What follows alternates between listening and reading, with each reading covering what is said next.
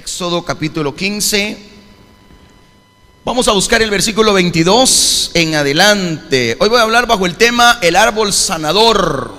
Capítulo 15 de Éxodo, versículo 22 en adelante. Si lo tiene, me dice amén. Éxodo es el segundo libro de la Biblia, hermano, no hay donde perderse. Génesis, Éxodo, capítulo 15, verso 22. ¿Lo tenemos?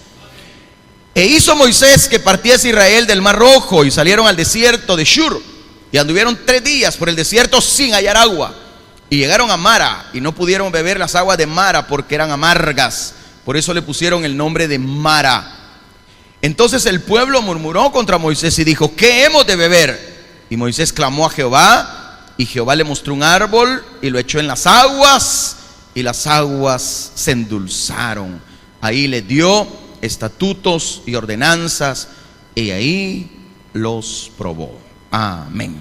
Padre nuestro que estás en los cielos, queremos darte gracias, Señor, esta mañana por la bendición que nos regalas, el don de la vida, el don de la bendición que tenemos de estar en pie, luchando todavía, Señor.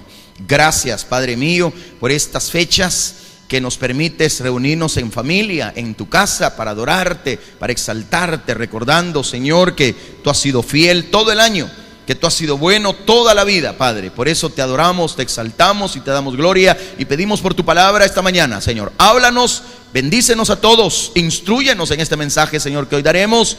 En el nombre de Jesús lo pido, Señor. Salva al perdido, al que no te conoce, fortalece la vida de la iglesia, que todos unánimes juntos aprendamos hoy más de tu palabra. En Cristo Jesús oramos, amén y amén. Este es el momento donde el pueblo, hermano amado, vaga por el desierto después de salir de Egipto, de 430 años aproximadamente de estar cautivos en Egipto. Pero llega el momento duro, ¿verdad? Cuando parte Israel del Mar Rojo y van al desierto de Shur, y 3 días pasaron sin beber agua. Y bueno, los médicos, la ciencia establece de que el cuerpo humano solamente puede soportar 3 días sin beber agua. Comida podemos soportar mucho más sin comerla, pero el agua es vital. En 3 días, después de 3 días, pues el cuerpo empieza a resentirse, principalmente los riñones, las vías urinarias, hay resequedad, hay deshidratación. Entonces el pueblo ya empezó a sentir a estas alturas una circunstancia bien difícil. Entonces el problema es que se agrava todavía más porque llegan a Mara, que significa amargura, y no hallaron agua buena porque las aguas de Mara eran amargas. Fue entonces cuando Moisés tuvo que pedirle a Dios la bendición, porque el pueblo, como siempre, empezó a murmurar, a pedir agua, y qué hemos de beber, Moisés, etcétera. Entonces se puso seria la situación. Y ahora tenemos que decir que en ocasiones no hay mucha distancia entre nuestros cánticos y nuestros pesares. Ahorita estamos cantando, pero de repente nos estamos quejando. No sé si entendió. A veces así nos pasa. Andamos pujando, porque a veces algunos pujan, no cantan, no, que pujan. Y de repente se están quejando, que me falta esto, que no tengo esto, que no tengo allá. Y hoy, para estas fechas, hay mucha gente que pasa momentos duros, amargos, y quieren tapar la tristeza y la amargura que tienen empinándose una botella de licor, visitando gente que nunca han visitado, abriendo la puerta de su casa. Y por eso muchos, pues, por estas fechas tenemos la costumbre de pintar nuestras casas. Algunos lo hacemos porque tenemos rato de no pintar y darle una manita de gato a la casa, pero otros lo hacen para que las visitas vean una casa bonita, ¿verdad? Por eso hay gente que se enjarana con muebles, aunque en enero lo vaya a devolver, ¿verdad? Otros compran aparatos para tener, porque hay gente que es así, hermano. Yo conocí gente que para esta fecha se iba, sacaba ahí en Prado, ¿verdad? Para que ir a otro lado, sacaba un juego de muebles, de comedor y un aparato de sonido. En febrero los estaba entregando porque no pagaban. Pero todo era para eso, para recibir las visitas, y que va a venir no sé quién, y que viene gente del norte, o viene del sur, o viene del este o del oeste, yo no sé de dónde vienen, pero la gente se prepara y quiere tapar la tristeza con comida, con bebida, con cohetes, con estrenos y tantas cosas. Entonces, fíjese que en el versículo 1, si usted mira su Biblia, en el capítulo 15 de Éxodo, dice: entonces, ¿qué dice ahí? Cantó Moisés, ¿y quién más? Y los hijos de Israel O sea que estaban cantando en el verso primero, ¿sí o no? Pero en el verso 24, entonces el pueblo, ¿qué hizo? Vaya, cambió la cosa. Después de 23 versículos cambió el tono. Ya cambió la cosa. En el verso 24 murmuran contra Dios. Inmediatamente después, y esto lo vemos en la Biblia, inmediatamente después que Cristo hubo recibido el bautismo del Espíritu Santo, fue tentado por el tentador, ¿sí o no? Cristo es bautizado con el Espíritu Santo, lleno de la presencia. Y en el capítulo 4, eso fue en el 3, y en el capítulo 4 el enemigo viene. Y es que es así. Siempre donde abunda la bendición, la paz, la prosperidad de Dios, van a venir los achaques, las enfermedades y los problemas a nuestra vida. Y no porque se celebre al niño Dios en estas fechas vamos a estar exentos de problemas. Al contrario, hay conflictos, hay tristezas. Hoy en el mundo es cuando más personas se quitan la vida. Hoy en el mundo es cuando más personas que estaban firmes en la iglesia dieron un traspié y se fueron al mundo. Dieron una copita al año, no hace daño, y agarraron zumba todo el año y ya no vinieron. Dejaron todo, dejaron no la iglesia, dejaron a Dios. Y ese es el problema. Por eso es que los maras, es decir, las amarguras, los maras, los elims, no están muy alejados uno del otro. Porque aquí vemos dos lugares, Mara y Elim, fuentes de agua. No están separados uno de otro. Hay amarguras y hay dulzuras, bendiciones, victorias, pero también hay derrotas y desánimos. ¿Cuántos dicen amén?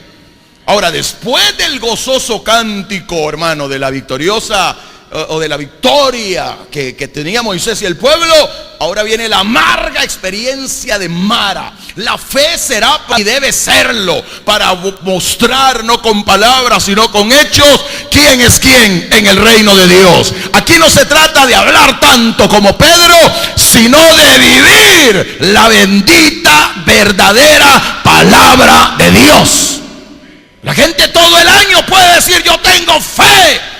Pero hoy, mañana, será probada tu fe en la abundancia o en la escasez, en la enfermedad o la salud, en el trabajo o cuando falte. Ahí será probada tu fe. Y aquel que está firme, aquel que ama, aquel que exalta a Dios, puede estar seguro que su fe será probada como el oro, pero saldrá adelante, porque fiel es el Señor y para siempre es su misericordia. Aleluya. Sí. Dios no quiera que las amarguras de la vida solo agiten dentro de nosotros el murmurador corazón incrédulo que tenemos. Porque a veces eso pasa.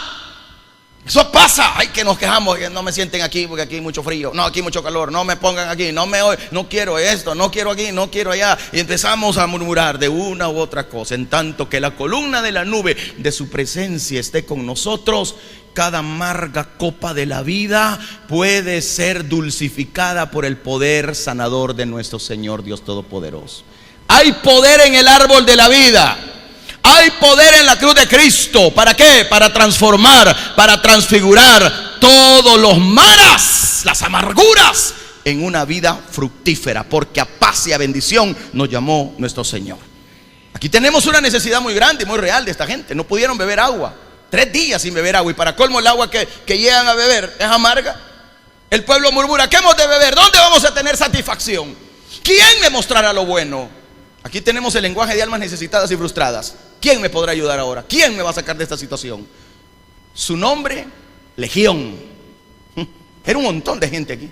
Legión. Moisés no se une a los murmuradores. Moisés clama a Dios. ¿Escuchó lo que dije? Moisés no se une a la murmuración, no se une a los que critican a la iglesia o al mensaje de la iglesia, no se une a los frustrados de las redes sociales que ponen tonteras para sacar la amargura que sienten. No, se une al Dios que nos da la victoria, porque en la tierra, en la iglesia, seremos defraudados, pero delante de Dios siempre tendremos un brazo fuerte que sostiene nuestra vida. Así lo ha sido y así lo será siempre. ¿Sí o no? Ayer le decía yo a los jóvenes el mensaje, hablamos de José un poquito, de Yosef. Asaf Panea. Le cambiaron el nombre, le dieron una mujer gentil, lo hicieron prosperar como esclavo, pero próspero. Lo llevaron prisionero, pero era libre. Todos lo abandonaron, pero Dios estaba con él. Así es el cristiano, tiene victoria en Cristo Jesús, Señor nuestro, por siempre y para siempre. Ahora vea usted cómo se provee aquí un remedio, cómo Dios en su sabiduría, en su misericordia y poder provee para nuestras necesidades. ¿Para cuánto Dios ha sido fiel? ¿No tenemos aquí un evangelio, el evangelio de la cruz en este cuadro? ¿Acaso no es un árbol el que cae sobre aguas amargas? Es la representación del Cristo viviente, de la cruz, donde Él fue puesto para que usted ahora tenga vida y la tenga en abundancia. En primer lugar, encontramos un árbol. Diga conmigo, árbol. Dice el verso 25: Moisés clamó a Jehová, y Jehová, ¿qué hizo? Dígalo, le mostró un árbol. ¿Qué dice ahí? Le mostró un árbol. Ahí está. Había un árbol en el huerto de Edén, ¿sí o no? Bueno, habían muchos, pero había uno en específico en el huerto de Edén, pero definido por una espada de fuego. Ese era el árbol de la sanidad que representa a Cristo. ¿Se recuerda usted?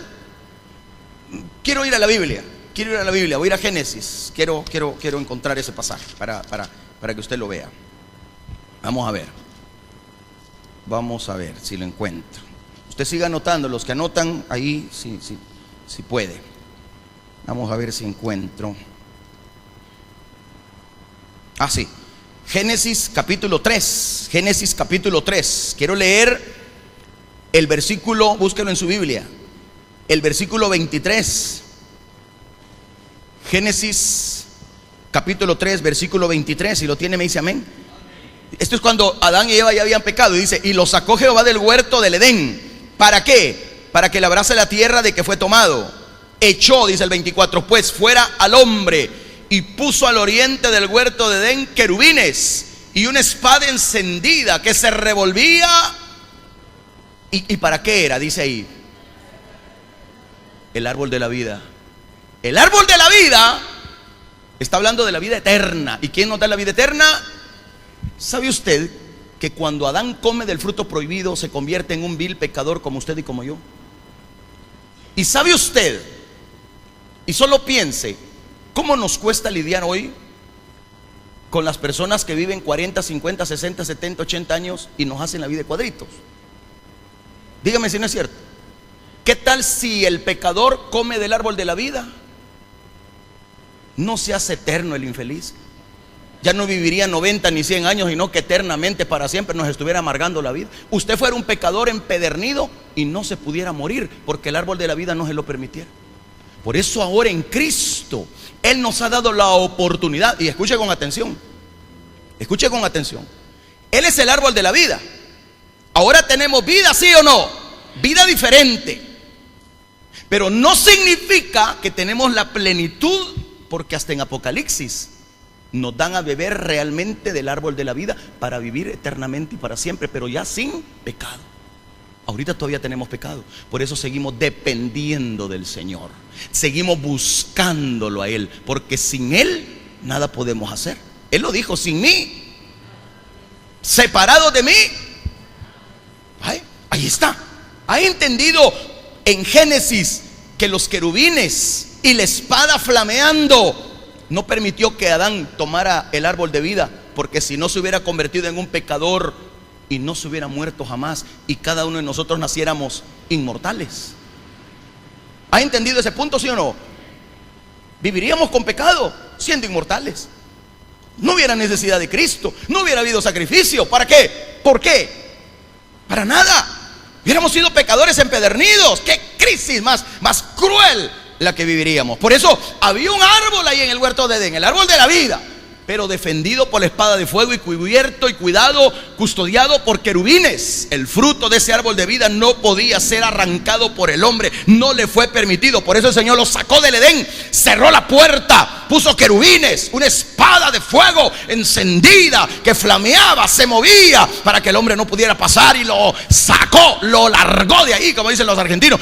hay otro árbol que fue primero cargado sobre Cristo y luego Cristo fue crucificado en él. Cristo llevó un madero y luego en ese mismo madero que él tuvo que cargar camino de la vía dolorosa, llega al monte de la calavera, y ahí en ese árbol lo crucifican para que ahora usted y yo tengamos vida y vida en abundancia. Por eso primera de Pedro 2:24 dice: ¿quién llevó él mismo nuestros pecados en su cuerpo sobre el madero, para que nosotros, estando muertos a los pecados, estemos o vivamos a la justicia, y por cuya herida fuisteis sanados, fuisteis sanados, fuisteis sanados, fuisteis sanados, sanados, sanados?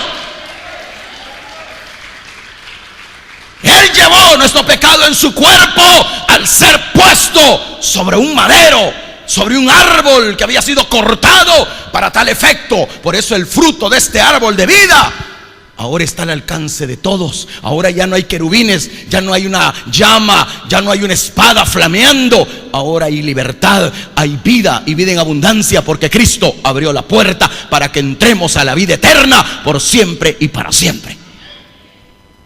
Ahí está. Y eso es lo que el Señor le muestra a Moisés. Le muestra un árbol.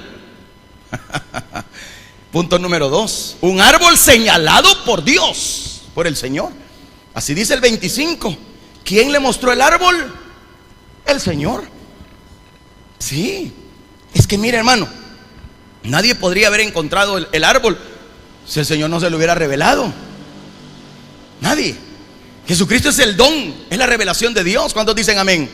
Entonces, si usted le presta atención a la palabra, dice que ellos en el 23 llegan a Mara. No pueden beber las aguas porque eran amargas. Y todos dijeron: ah, no, ve, aquí es Mara, significa amargura. Entonces el pueblo murmura en el 23, en el 24 y en el 25. Moisés clama al Señor y el Señor no le dio un grifo. El Señor no le dio una tubería. Le mostró un árbol. Le mostró un árbol, así dice, ¿sí o no? No le mandó a los del ANDA.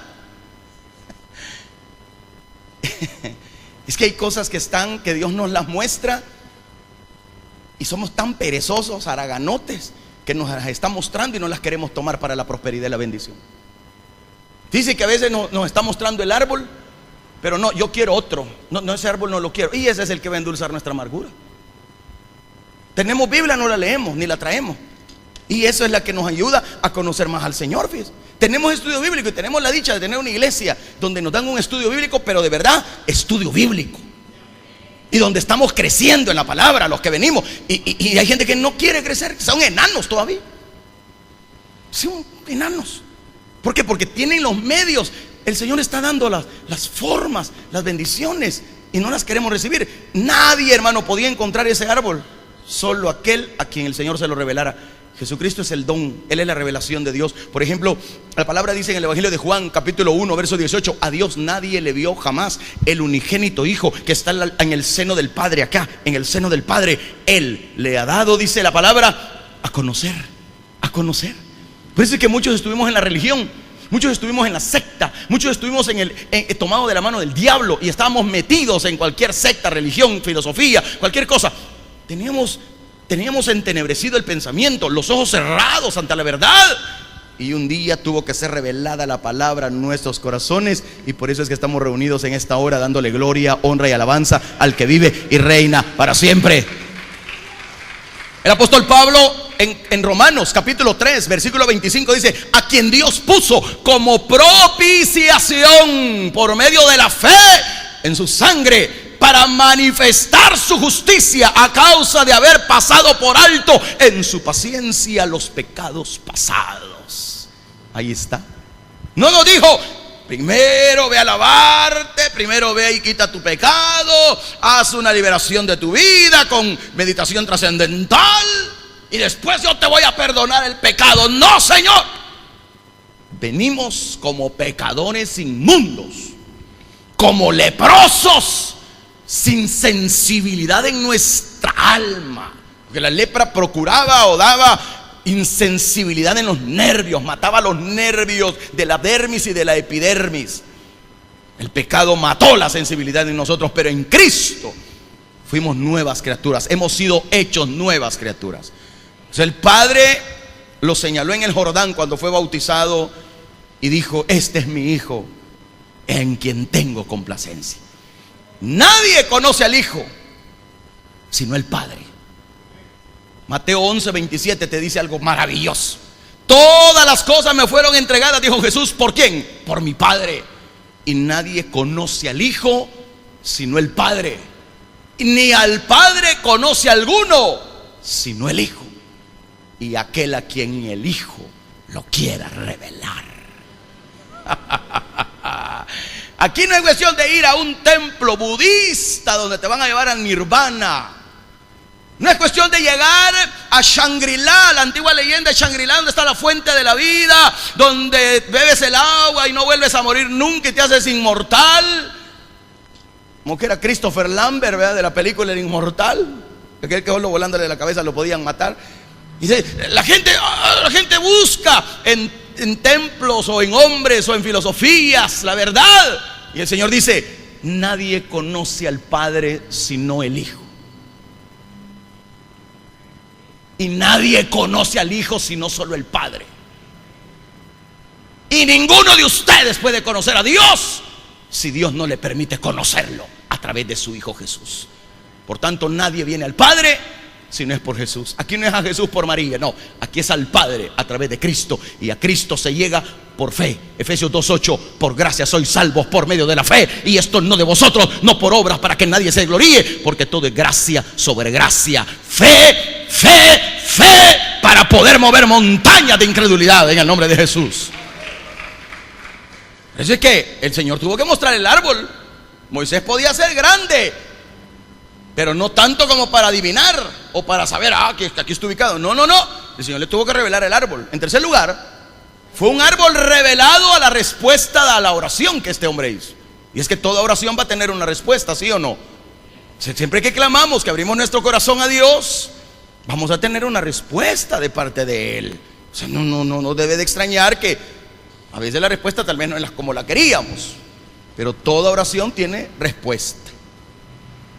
Puede ser un sí o puede ser un no, pero respuesta hay. ¿Acaso no es respuesta el no?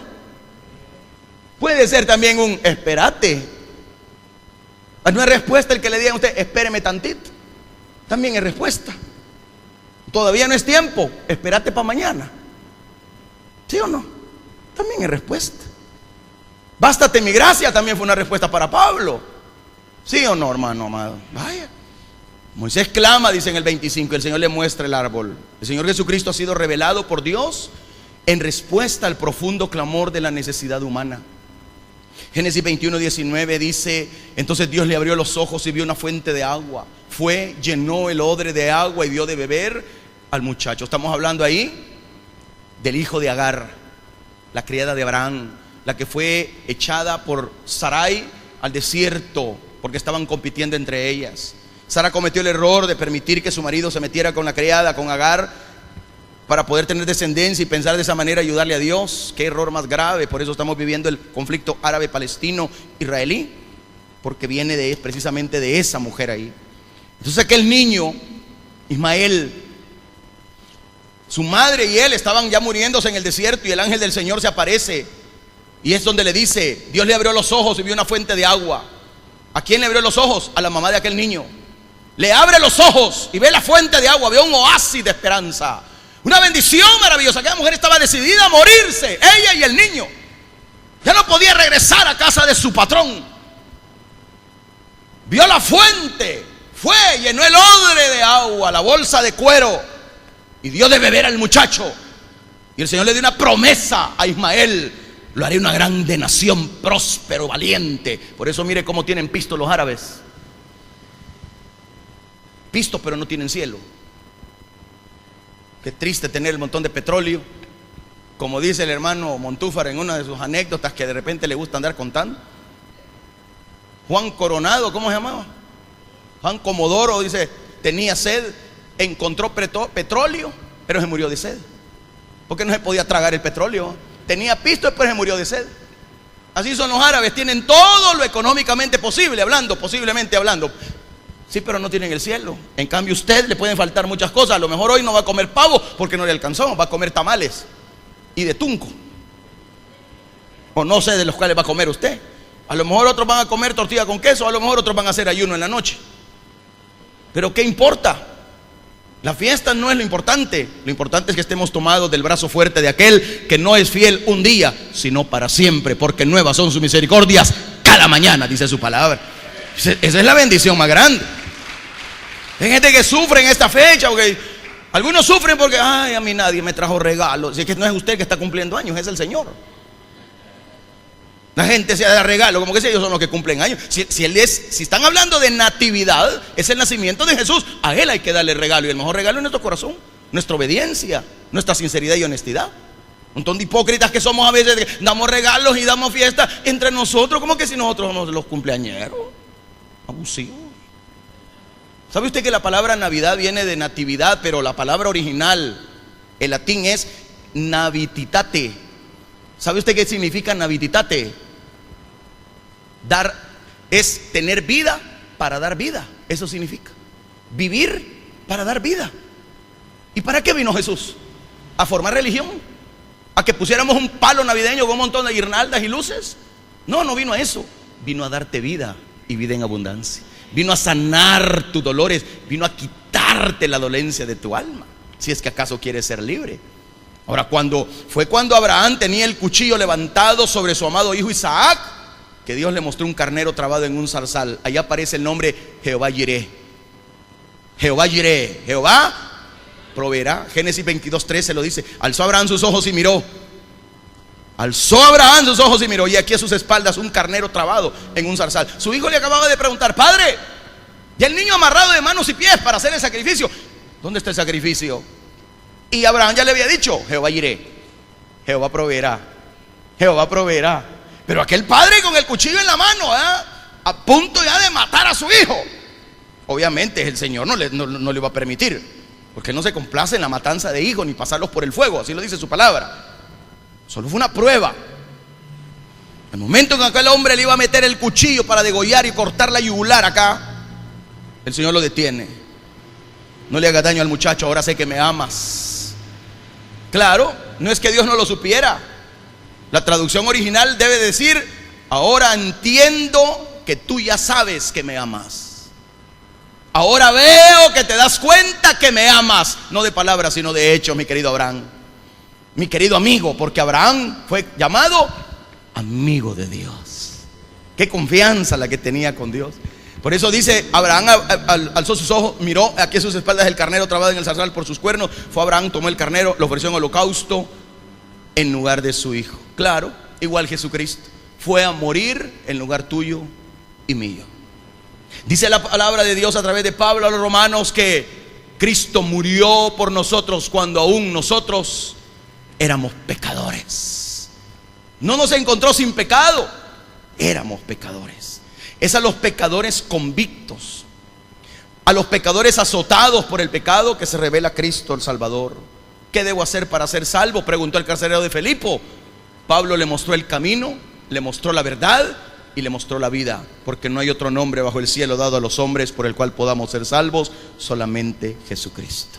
Si el mundo hoy, que dice feliz Navidad, supiera y entendiera el verdadero significado, no alzarían una copa de licor, sino que alzarían su propia vida como una ofrenda agradable delante del Señor. ¿Me está escuchando? Punto número 4, un árbol que estaba a la mano. Un árbol que estaba a la mano. Qué increíble, el desierto de Shur. Yo no conozco ahí, pero desde que se dice desierto ya me imagino que ahí lo que menos hay son árboles frondosos y de aguas. Aunque pues obviamente se sabe de que en el desierto pueden haber muchísimas fuentes de agua, pero bajo tierra, y para hallarlas no se han inventado detectores de agua, y en esta época menos. Así como inventaron los detectores de oro, que andaba la gente ahí buscando oro, y cuando encontraban algún chirajito de oro empezaba a pillar el volado, y ahí empezaban a escarbar hasta que hallaban la pepita de oro. Pero el agua, ¿cómo la detectamos? Vea que no. A ver, las paredes las tenemos todas chorreadas nosotros porque hay humedad en las casas, pero uno nunca encuentra de dónde se está chorreando el agua. A lo mejor está bien metido, no sé. Hace poco me tocó romper a mí un lugar ahí en la casa, la hice de albañil. Como yo le hago de todo, hermano, hasta de poeta, músico y loco, porque de eso todos tenemos un poco. Y como todo hombre de casa, ¿verdad? Y lo digo con propiedad porque hay hombres que ni para cambiar un chorro sirven, ni un foco pueden cambiar. Pagan a los electricistas para que le cambien un foco. Yo he conocido gente así, hombres así. Existen, hermano. Yo pensé que no existían.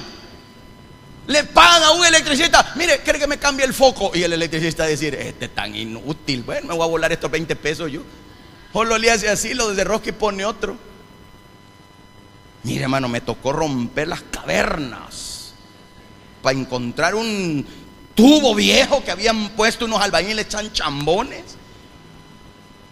Pedazo de tubo, usted ya ver a dónde se lo habían ido a encontrar, dándole yo todo el material, porque eso es lo que más enoja, perdón con los albañiles, arquitectos e ingenieros que están aquí esta mañana.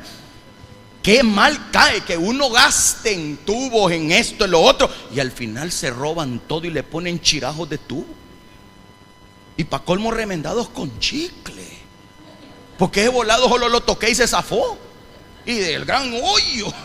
Y yo, Dios mío, dije, si aquí en el aire he andado, yo me sentía Pedro caminando en las aguas ahí, porque tanto tiempo que he estado y no me he sumido.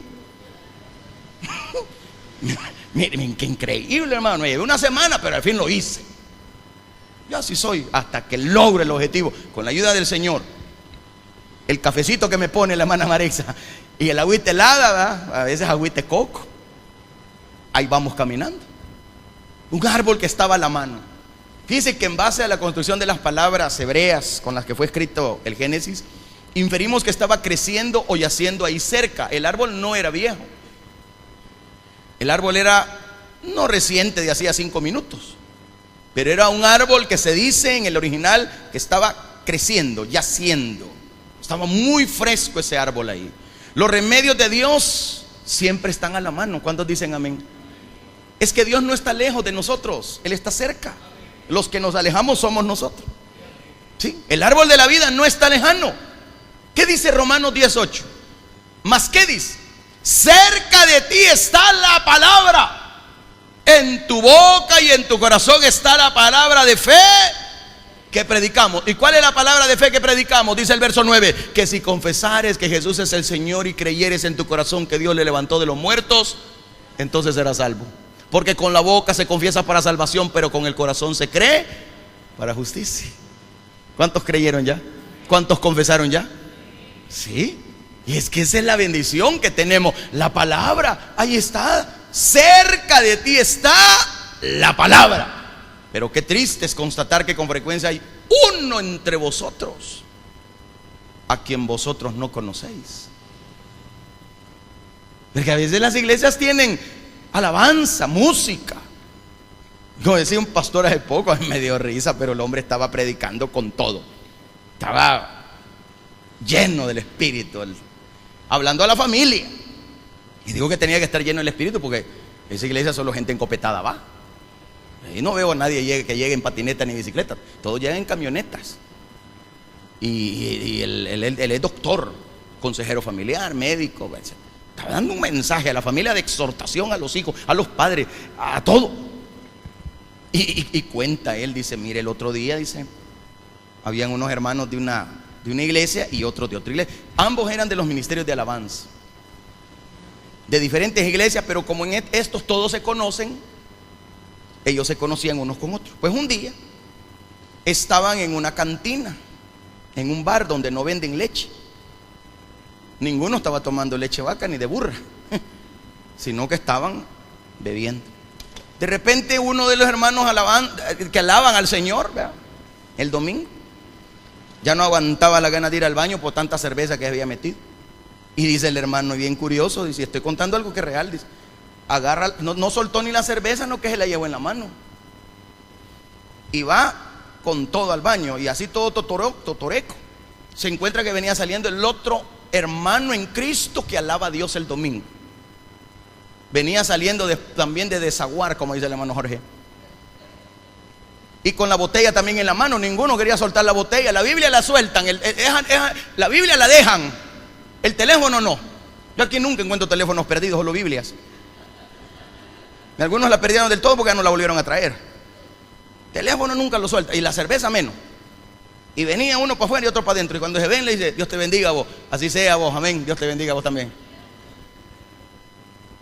Eso se ve con frecuencia hoy en las iglesias. Bueno, no en la iglesia, sino que en la cantina.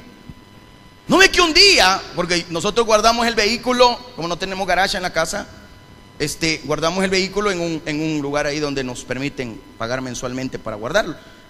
Pero tengo que pasar por un bebedero, por un chupadero, como decimos nosotros en El Salvador, un bar. Entonces, obviamente, una noche, después de llegar de la iglesia, fui a guardar el vehículo, y cuando ya venía caminando hacia mi casa, estoy a un par de cuadras de la casa, yo escuché que del bar dijeron: pastor, pastor. Y yo seguí caminando, solo medio le hice así, pero dije yo: uy, porque era de ahí donde me estaban llamando. De ahí era. A mí me dio miedo usted. Y yo más le: pastor. Ay, no, yo no quise ir. Yo después le: Señor, quizás estaba en necesidad alguien. Quizás las conchas le habían hecho daño. Quería que le pusiera mano. Yo no sé qué pasaba, pero bien clara tengo la voz. Y todavía me suena aquí: pastor, pastor. Dios mío. Y hace un par de noches atrás pasé y casi que volví a oír la misma voz. Yo creo que ella es Zumba la que ha agarrado desde que está ahí. Y cada vez que me ve pasar me vuelve a llamar. Pero hay gente que es así. Hay gente que eso se está viendo con frecuencia. Es triste constatar que hay iglesias donde el Señor está ahí, pero la gente no lo ve, la gente no lo percibe. Por eso es que entramos a las congregaciones con pensamientos diferentes a lo que la Biblia nos establece. Pensamientos de paz y de bien, pensamientos de armonía, de consuelo, de vida nueva. Por eso pensamos en María cuando llega al sepulcro y pregunta al mismo Señor que lo tenía enfrente: ¿dónde le has puesto? Si Él era el Señor, y la mujer, por estar chillando, por estar con el montón de lágrimas, de dolor, amargura y resentimiento, yo no sé qué más tenía, le dice: ¿dónde le has puesto? Y cuando Él le habla y le dice: Miriam, porque le habló en arameo, y María en arameo se dice Miriam, y ella le contesta en arameo: Raboni. Mire qué lenguaje, cómo se comunican los dos, ¿verdad? Ahí sí escuchó: es el maestro, porque las ovejas oyen su voz y le siguen, dice su palabra. Conoce el maestro a sus ovejas, y las ovejas lo conocen a él. Por eso la mujer se confunde. El ciego del capítulo 9 del Evangelio de Juan, después que ha sido sanado, obviamente había sido ciego, él nunca había visto al Señor, ¿verdad que no? ¿Me está escuchando? Y cuando lo tiene enfrente, le dice: ¿quién es, Señor, para que yo le adore? Estás hablando con Él, le dijo. Estás hablando con Él. Lo mismo te dice hoy, esta mañana, Él te está hablando, Él te está diciendo: lo tienes aquí, el Señor está aquí. A Él se le da la gloria, la honra y la alabanza. Ya no somos ciegos, ahora está con nosotros. A mí me gusta ese ciego del capítulo 9 de Juan. Me gusta porque el tipo tenía carácter. Ciego, pero con carácter. Los ojos no le habían servido toda la vida porque nació ciego de nacimiento. No puedo entrar en detalles qué era lo que pasó, qué enfermedad tuvo la mamá, si fue por la sífilis, si fue por alguna gonorrea maltratada. Acuérdense que en esa época había un montón de infecciones, el agua no era potable, estaba insalubre, había un montón de infecciones, y principalmente, y uno de los problemas más grandes era la ceguera, porque los ojos son tan delicados. Recuérdense que no había electricidad, se alumbraban con velas, ¿cómo se llama?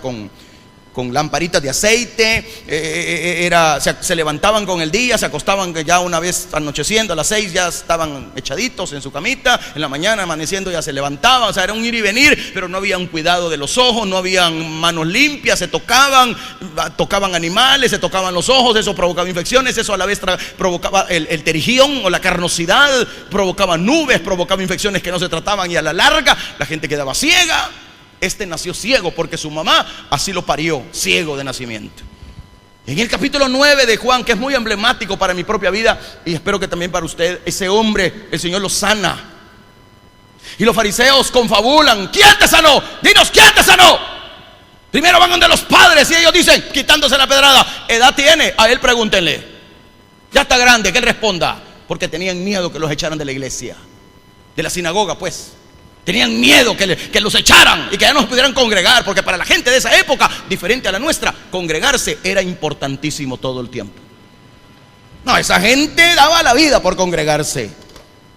Qué tiempos esos, que cómo han cambiado hoy. Entonces, el hombre aquel, cuando llegan donde él y le dice, miren, les dice: a mí me sanó, yo no sé ni quién es él, pero a mí me sanó. Pero es que ese es un hombre pecador. ¿Cómo que es pecador? Yo una cosa sé: Dios no oye a los pecadores. Miren lo que dijo este hombre: Dios no oye a los pecadores.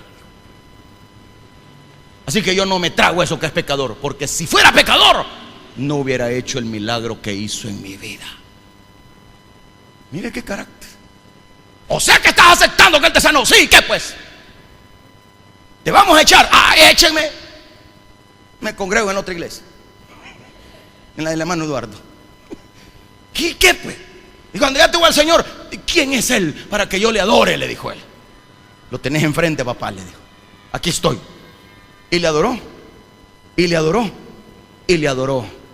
Porque después del milagro que Dios nos ha hecho, lo menos que podemos hacer es adorarle y darle gloria, honra y alabanza.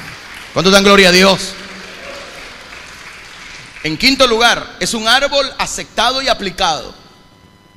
Moisés tomó el árbol, dice en el verso 25, y lo echó en el agua. El remedio divinamente señalado debe ser puesto en contacto con las sucias y amargas aguas de la vida. El método de Dios es así. Sus métodos santos y sagrados muchas veces tienen que tocar las vidas mundanas y perversas. Y cada uno de nosotros podemos dar fe y testimonio de ello, ¿sí o no? Hemos nacido en pecado, hemos sido concebido en maldad y en pecado. El Salmo 51 lo dice claramente: hemos sido formados en un pecado, hemos estado en una placenta llena de pecado. La sangre que ha estado ahí, el líquido amniótico que ha cubierto la bolsa de la placenta donde estuvimos, estuvo contaminada por el pecado, y al romper la fuente hasta tragamos ese mentado pecado y lo traemos por fuera y por dentro. Somos pecadores de nacimiento. No hay niños que digan: ay, el niño es un ángel, ángel caído es. Aquí no hay tales que el niño que es inocente, pobre amigo. Sí, no tiene toda la gran gama de pecados y picardías que el pastor tiene, pero ha nacido en pecado. Todos hemos nacido en pecado. Por cuanto todos pecaron, están destituidos de la gloria de Dios, dice Romanos 3:23. Entonces el remedio señalado se pone en contacto con lo mundano, con la vida amarga que nosotros hemos tenido. El hombre no necesita proveer curación, tan solo tiene que tomarla y aplicarla. ¿Me está escuchando? El remedio está a tu mano. Sí, está en tu mano. El problema de nosotros es que somos cortos de visión. A veces nos centramos en un árbol y el mentado árbol nos quita la visión para ver todo el bosque que tenemos por enfrente de nosotros. Vemos una puerta cerrada y con solo derribar esa mentada puerta hay 1000 puertas más abiertas delante de ti para bendición de tu alma. Sí. Entonces eso es lo maravilloso. La pobre vida del ser humano, si no es tocada por Dios, no puede levantarse. El hombre no necesita proveer curación, solo tomarla y aplicarla. La mujer del manto, la mujer que tocó el manto del Señor, el talid, tenía 12 años de padecer una enfermedad difícil. No se había podido congregar 12 años, no porque no quisiera, sino porque estaba enferma, era inmunda. ceremonialmente inmunda, socialmente inmunda, ministerialmente inmunda. Una mujer que no podía acercarse a un hombre en la calle. No dice nada de su familia, pero todo lo había gastado, todo cuanto tenía lo había gastado, y en lugar de irle bien, le iba peor. Esa pobre mujer lo tocó y fue sanada, porque la sanidad llega. La sanidad ha venido a este lugar. La bendición está con nosotros. ¿Para qué? Para que solamente estire su brazo, toque con su mano y usted se levante en victoria en esta mañana, en el nombre de Jesús. Pero hay que pelear ese momento. Esos momentos son decisivos. Ese momento cuando usted elige entre quedarse en la cama recostado, contemplando la hemorragia, contemplando el problema, o levantarse, tomar ánimo, agarrar el bus y venirse para la iglesia. Ese momento es decisivo, porque cuando usted entra por estas puertas es como que está entrando al mismo cielo. No porque aquí habemos ángeles, sino porque el infierno ha huido de nuestra vida y tenemos la victoria en el nombre de Cristo Jesús. Y aquel que busca encuentra. Dele gloria al Señor, hermano. Hay gente que prefiere tirarse a la cama y llorar su desventura. Le voy a cantar: pobrecita huerfanita, sin tu padre y sin tu madre, la echaremos a la calle a llorar su desventura. Hay gente que prefiere eso y no venir al culto. Y a veces son los cultos de milagro, son los cultos de oración, son el culto de ayuno, pudiéndolo hacer. Y él es que lo tiene como lo tiene. Y él es que lo mantuvo pobre todo el año. Y él es que lo mantuvo entelerido todo el año. Y él es que lo mantuvo alejado de la gracia de Dios. Pero todo aquel que pelea la batalla ha guardado la fe. Hay una bendición esperando este día. No mañana, ahora es el día que hizo el Señor. Nos gozaremos, nos alegraremos en Él. Hayan cohetes o no, nos gozaremos en Él. Haya pavo o no, nos alegraremos en Él. Porque Él es la razón de nuestro diario vivir. Él es la razón de nuestra vida en la iglesia y fuera de la iglesia, hermano amado. Por eso esa mujer que lo tocó fue bendecida. El poder sanador, hermano, radica parte en nuestra fe. Pero es el Cristo, en el Cristo en quien nosotros confiamos, quien realiza el poder y la autoridad. Sí. La palabra de Dios dice a través de Juan capítulo 1 verso 12: a todos los que le recibieron, a los que creen en su nombre, le dio potestad. Oiga, le dio, no dice le dio el derecho, no dice les permitió, no dice los hizo hijos de Dios, dice le dio potestad. Escuche, el que tiene oídos para oír, oiga. No es lo mismo que te den derecho a que te den la autoridad y la potestad. ¿Por qué necesito yo la potestad de Dios para ser su hijo? Porque desde ahí me está diciendo que voy a tener luchas, y con una escritura en mi mano a lo mejor hasta la puedo perder, pero con una autoridad en mi mano todo lo voy a lograr, porque mi fe está puesta en Cristo. Porque es maldito todo el que confía en el hombre, el que pone su confianza en un brazo de carne, porque ese brazo, esa persona nos va a fallar. Pero Dios nunca nos ha fallado y nos ha dado la autoridad, el poder, diga conmigo, poder, para ser hijo de Dios. Es que al cielo se hace violencia para entrar, y solo los valientes arrebatarán esa bendición. Cargado de problemas, cargado de situaciones, y cada momento donde caminamos en el lodo cenagoso, cuando caminamos en los problemas, en las necesidades, en el desierto de nuestra vida, siempre al final habrá una esperanza de vida, y ese siempre ha sido y será nuestro Señor Jesucristo. Pero ¿cómo voy a tener victoria si no peleo antes? ¿Cómo voy a vencer si me quedo echado en la cama? ¿Cómo voy a vencer si le tengo miedo? Es que va a llover. ¿Cómo voy a vencer si le tengo miedo al ventilador? Es que me va a dar el aire. ¿Cómo voy a vencer si le tengo miedo al que esté en la puerta? Es que es muy bigotudo. ¿Cómo voy a vencer si el bus nunca pasó? Uno tiene que echarle gana. No, que mire que me tengo este problema. Venga, si aquí está el Señor y Él puede hacer una obra. Solo estire su mano, solo agarre lo que le toca. Solo sosténgase en el brazo fuerte de Dios, porque Él no quiere soltarlo a usted. ¿Me está escuchando la iglesia?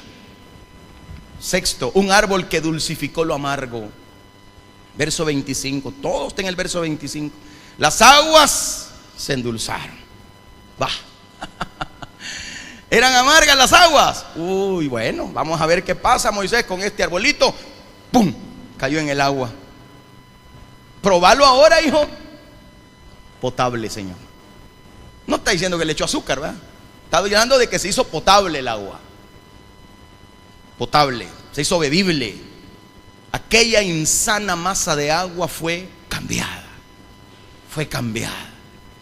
Las aguas que no podían hacer bien alguno de inmediato fueron hechas útiles. Como cuando los profetas de la escuela que Samuel había abierto. ¿Se recuerda alguien aquí de la escuela de profetas de Samuel? Dice que se reunieron para comer.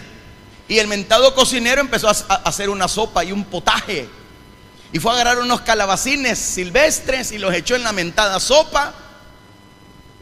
Y alguien que conocía de hierbas y de menjurjes: veneno, muerte hay en ese potaje, dijo.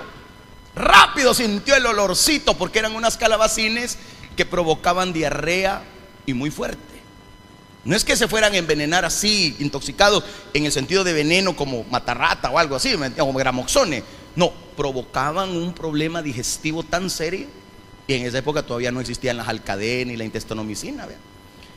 Entonces, cualquier persona que le diera una diarrea de 3 días, vómito y diarrea, una intoxicación intestinal, lo llevaba seguro a la muerte. Por eso aquel hombre dijo: muerte hay en esa olla. ¿Y qué hizo el hermano Samuel? Boten todo, voy a ir al súper a traer sopas Maruchan, les dijo. Así les dijo. No va. ¿Tienen harina?, les dijo. Sí, traen harina. Va, vamos a ver. Espolvoreó harina, removió, hasta más rica, más grueso le quedó el caldo. ¿Vea? Rico. Vaya, les pueden comer todos. Yo pregunto, ¿la harina tenía algo mágico? ¿Qué es la harina? Un polvo que sale del trigo. ¿Y qué era el trigo? ¿Algo mágico?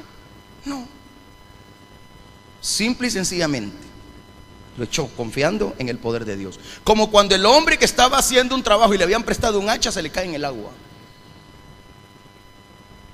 y empieza a gritar: me han prestado el hacha, no es mía, ayúdenme, que el hacha se fue en el agua. Y usted sabe que el hierro pesa y se va y se hunde. ¿Alguien se acuerda de lo que estoy hablando? El hombre estaba dolido, le prestaron el hacha y no la cuidó. Saber cuánto le iban a sacar al pobrecito. Y dice: no, es que él se me fue en el agua. Quiero ver, dijo Eliseo. Y fue a encontrar un palito.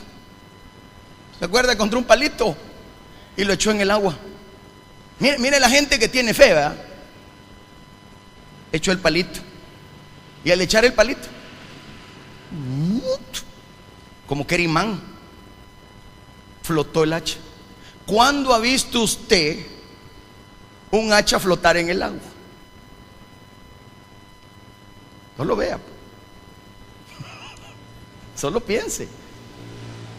¿Acaso el palo era mágico? ¿Estaba recubierto por algún menjurje? No. Simplemente la viva representación de lo que Cristo hizo con nosotros. Su cruz, señal de controversia y señal de dolor y angustia, se convirtió en un imán para cada uno de nosotros. Nos atrajo hacia Él con su muerte y resurrección, porque el grano de trigo era necesario que cayera a tierra y muriera para llevar fruto. Y si yo caigo a tierra y muero, a todos atraeré, dijo Él, hacia mí mismo. ¿Me está entendiendo la iglesia? ¿Es eso lo que Eliseo hizo? Era el sustento de tu vida. Te habían prestado la herramienta. Dios no te deja desamparado. Aquí está tu hacha, recógela. ¿Qué hizo el palo? Nada, es la viva representación, al igual que la harina. La harina era la ofrenda de los más pobres de los pobres. Porque la ofrenda de los pobres eran palominos. Y esa ofrenda se dio por Jesús cuando fue presentado al templo. Después de que María cumplió los 40 días de haberlo parido, Y después tenía que purificarse y entregó la ofrenda más pobre, 2 palominos. Pero después de los palominos, para el que no tenía nada más, un poco de harina era la ofrenda del más pobre de los pobres. ¿Qué hizo Eliseo ahí? En el potaje, en el alimento, puso la ofrenda más humilde. Mi Señor Jesucristo, mi Dios hecho carne, vino a tu vida, vino a tu potaje, a tu olla, a tu utensilio, a tus manos, a tu corazón, a tu alma. Y Él, siendo la ofrenda, quitó el veneno de tu alma, de tu vida, y te hizo libre de una vez y para siempre. Porque Él, siendo rey, se hizo la ofrenda más humilde de todas, porque lo dice Gálatas 3:13: maldito todo el que es colgado en un madero, retomando las palabras de Deuteronomio. Ahora ya no hay veneno en nuestra vida, ahora ya no hay pérdidas, ahora todo es ganancia, porque vive Jehová y vive su alma, que en Cristo somos más que vencedores. Tenemos victoria, tenemos abundancia, tenemos vida, no muerte, tenemos ganancia, no derrota, porque el Señor lo ha provisto todo, porque Él es bueno y para siempre es su misericordia. Las aguas no bendecían a nadie. Las aguas eran amargas, no eran bebibles. ¿Qué hace un árbol al caer ahí? Aparte de llenarlo de tierra, de la arena del desierto, endulzó el agua. El poder de la cruz de Cristo, el poder de la cruz de Cristo transforma todas las pruebas en bendiciones. Porque un niño nos es nacido, hijo nos es dado, y el principado sobre su hombro, dice Isaías. El principado sobre su hombro, y será llamado admirable, Dios fuerte, consejero, Padre eterno, príncipe de paz. Lo dilatado de su imperio no tendrá fin nunca, porque Él es el alfa y la omega, el principio y el fin, el que era, el que es y el que ha de venir. Ha de venir, ha de venir. Cuando dan gloria a Dios. Ella no es el niño de Belén. Ella no es el niño envuelto en pañales. Ella no es el que estaba en aquella cueva oscura llamada pesebre. Ahora Él es el rey, el que fue a morir, anunciado por los profetas. Miqueas había dicho: Belén de Efrata, tú, la más pequeña, insignificante, de ti me saldrá un vástago, un olivo verde, un libertador. El profeta Isaías lo había dicho: de que una virgen, una mujer que no ha conocido varón, concebirá, dará a luz un hijo, y pondrás por nombre Emmanuel, el Dios con nosotros, el que vino a endulzar nuestra vida, el que vino a saciar nuestro apetito espiritual, el que ahora nos da la victoria. Y venga lo que venga, pase lo que pase, hay victoria en Cristo Jesús, Señor nuestro. Los sabios de Oriente, venidos desde Babilonia, llegaron después de mucho tiempo y fueron a adorar al rey. Ahí estaban ellos con la mejor disposición. Antes lo recibe Herodes, porque era necesario llegar al palacio del que era gobernador. Y llegan y le pregunta a él: ¿dónde está el rey que ha nacido? Quiero adorarlo, dijo el hipócrita mentiroso. Él lo que quería era matarlo. La intención del corazón era matarlo, porque Herodes era un hombre loco, era una persona esquizofrénica, era una persona que había matado a todas sus mujeres, los que él consentía o pensaba que eran una amenaza para su reino. Por eso es que antes de morir él quiso matar al Mesías que había nacido. Él quiso amargar la vida matando lo dulce que es nuestro Señor. Y aquellos magos le dijeron: vamos a ir a adorarlo y después te traeremos dónde está la noticia. Te traeremos la noticia de dónde está Él. Y fueron y le llevaron oro, porque ellos sabían que el que había nacido era rey, porque el oro es para el rey. Ellos le llevan el incienso porque el incienso es para el sumo sacerdote, la ofrenda que le entrega a Dios. Ellos le llevan mirra porque estaban anunciando su muerte, su sepultura. Y hay algo que me gusta de los sabios de Oriente. Dice la Biblia que cuando habían adorado al Señor y le habían dado los regalos a Dios, ya no regresaron donde Herodes. Dice que cambiaron su camino y se fueron.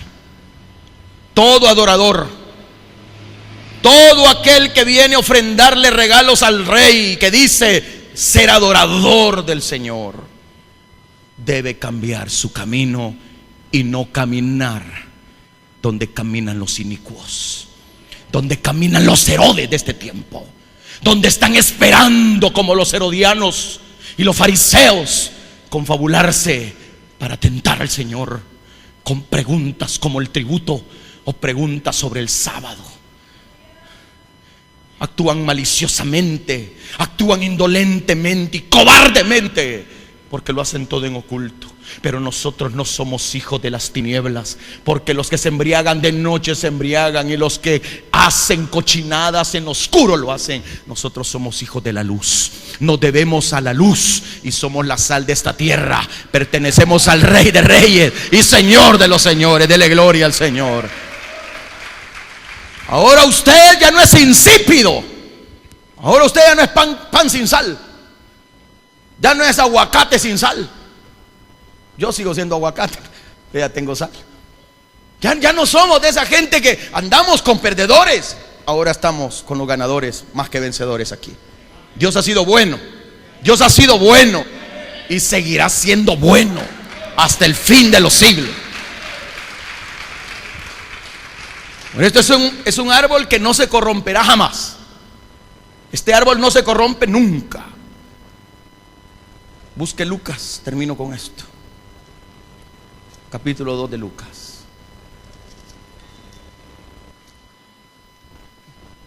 El Señor se reveló antes a un grupo de pastores. Lucas 2. Si lo tiene me dice amén. Verso 20. Verso 20. Y volvieron los pastores glorificando y alabando a Dios por todas las cosas que habían oído y visto, como se les había dicho. Qué increíble. Ya nacido en el pesebre el Señor Jesucristo, porque si usted ve, si usted mira siempre capítulo 2 de Lucas, verso 8, dice, había pastor, del 7, veamos el 7 porque es importante esto. Dio a luz a su hijo. ¿Cómo le llama el doctor Lucas a Jesús ahí? Hablando de María, dio a luz ¿a quién? Ok, deténgase ahí. ¿Por qué nuestros hermanos o amigos de la fe tradicional dicen que María ya no tuvo hijos? ¿Por qué no se le llamó unigénito, el único aquí, sino primogénito? Y si hay primogénito, debe haber un segundo, un tercero, un cuarto, un quinto, un sexto. Y de hecho así lo fue. Y eso no es desmeritar a la hermana María. Eso es darle gracias a Dios por la vida de una mujer, porque no encontró a mejor mujer. ¿Me está intentando entender? Si le escogió a ella, bendita sea. Si le escogió a ella, por algo le escogió. ¿Y qué me dice de José? ¿Qué me dice usted de José? ¿Ah? Si a él lo escogió para ser el padre terrenal de Jesús, José era un gran hombre. José fue un tipazo. José no era como con los demás. Fue tanto amor que tuvo por su mujer, por su novia. En esa época no existía el noviazgo, no, que desposorio. Que cuando supo que estaba en estado de embarazo, él dijo, me quemó la canilla. Eso fue lo primero que él pensó. Como cualquier hombre, me engañó. Pero él no dijo, me vengaré, me voy a ir con otra, le haré lo que me hizo. No. Él dijo, huiré, me voy a ir para salvarle la vida. ¿Sabe por qué? Porque la ley decía lo siguiente: si una mujer en desposorio tenía un adulterio y quedaba en estado de embarazo, y el hombre con el que estaba desposada, a punto de casarse, se iba, la abandonaba, le salvaba la vida, porque la ley así lo decía, le perdonaban la vida. ¿Me está entendiendo? Porque si él se quedaba, si él solo se iba, alegaba, me engañó y lo proclamaba y hacía la rambulla, la tenía que matar a pedradas. Pero si él solamente se iba con la esperanza de que otro se hiciera cargo del embarazo, o el que la había embarazado se hiciera cargo, y vaya que se hizo cargo el que le embarazó. Amén. Este no fue un padre irresponsable, este fue un padre correcto. Entonces José lo que dijo es: yo me voy a ir, la amo tanto que quiero que no la maten, yo no quiero que pierda la vida, y el niño que lleva ahí, aunque no sea mío, lo amo desde ya, porque es el fruto de la mujer que amo. Al instante el ángel se le aparece y le dice: no temas por tomar como esposa a María, porque lo que tiene en su vientre, nacido del Espíritu Santo es. Él es el Dios con nosotros. Por eso yo digo, yo pienso en José, que cuando el Señor ya aparece en escena a los 30 años, después de venir desde una niñez, una adolescencia, una juventud, y aparece en escena a ser bautizado, ya no vemos a José. José murió muy joven. Su papá terrenal murió, ya no se menciona en la Biblia. Por eso cuando al pie de la cruz Jesús ve a Juan, el único apóstol que se quedó al pie de la cruz, ve a María con él, a su mamá, él le dice: hijo, he ahí tu madre. Porque sus hermanos no creían en él, no podía dejar a María en manos de incrédulos. ¿Me está escuchando? Él, siendo el mayor, tenía la responsabilidad de ayudar a su madre, y él lo había hecho. Por eso aprendió el oficio que su padre José le enseñó. Él lo hizo. Pero ahora él, al morir, ahora sus planes ya eran diferentes. Ya no era: voy a cuidar a mi madre, ahora necesito que alguien la cuide por mí mientras ella muere. Antes que ella muera: Juan, tú eres el mejor indicado, eres familiar con ella, somos primos, recíbela como tu mamá. Mujer, he ahí tu hijo. En el instante, dice, aquel discípulo acogió a María en su casa. ¿Me está siguiendo la iglesia? Entonces lo que estoy viendo acá se le llama primogénito porque fue el primero. Sigamos en la lectura. Dice, ¿dónde estábamos, hermano? Lucas capítulo 2. Y entonces dice acá: aconteció, dice en el verso 7, dio a luz a su hijo primogénito y lo envolvió en pañales, lo acostó en un pesebre porque no había lugar para ellos en el mesón. Había pastores en la misma región. Por eso le digo, no estaba cayendo nieve, era entre septiembre y octubre. Era todavía la época donde el frío todavía no estaba, porque si no, estos hombres no hubieran tenido el rebaño afuera, el rebaño se hubiera muerto del frío. Había pastores en la misma región, velaban y guardaban de vigilia de la noche sobre su rebaño. He aquí, mire a quienes se les presenta el ángel de Dios, y la gloria del Señor los rodeó de resplandor y tuvieron gran temor. Pero el ángel les dijo: no temáis, porque aquí os doy nueva de gran gozo, que será para todo el pueblo, que os ha nacido hoy en la ciudad de David un Salvador, que es Cristo el Señor. Y en el verso 20, volvieron los pastores glorificando, alabando a Dios por todas las cosas que habían oído y visto, como se les había dicho. ¿Por qué no se presentó ante el Sanedrín el ángel? ¿Por qué no fue ante los rabís? ¿Por qué no fue donde los teólogos? Fue donde unos pastores, donde unos humildes hombres, en señal de una figura maravillosa, como diciendo: ustedes cuidan un rebaño, hoy nace alguien que cuidará de sus almas. Ustedes velan por la necesidad de sus ovejas, hoy ha nacido alguien que velará por siempre por las necesidades de cada uno de ustedes. Y es que el evangelio no fue anunciado primero a los reyes, sino a los más humildes, porque es el humilde de corazón el que primero recibe este poderoso evangelio. Es a usted, a quien ha sido humilde de corazón, a quien se le reveló el evangelio, para que ahora usted, como María, diga: Él es mi Salvador. Ella nunca dijo: yo salvaré. No, Él es mi Salvador. De tal manera, Belén, la ciudad donde Él nace, los pastores ahí glorifican, alaban a Dios. Volvieron a su trabajo con vidas dulcificadas con el poder del glorioso evangelio. Hoy, al retirarnos de aquí, usted se va con su vida dulcificada, porque su año ha sido duro, pero a partir de hoy empiece a contar los momentos dulces de su vida, porque serán muchos, porque serán momentos donde pasó por Mara, pero eso ya terminó. Ese árbol de vida ahora es suyo.